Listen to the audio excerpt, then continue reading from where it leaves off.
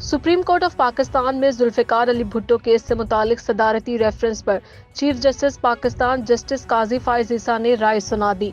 Chief justice Pakistan justice काजी फाइज ईसा ने राय सुनाते हुए कहा कि सुप्रीम कोर्ट की राय इस मामले पर मुतफक्के है। हम जजेस पाबंद हैं कि कानून के मुताबिक फैसला करें।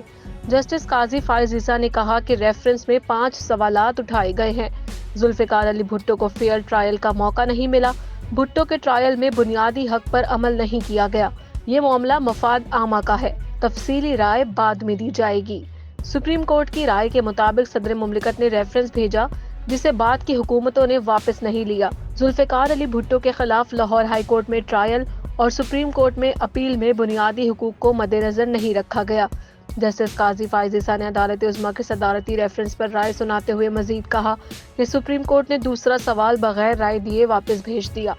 दूसरे सवाल में कानूनी सवाल नहीं उठाया गया।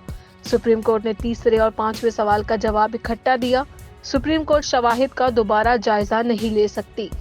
तफसीली राय में शवाहिद का जायजा लेने के लिए तफसीलात जारी करेंगे।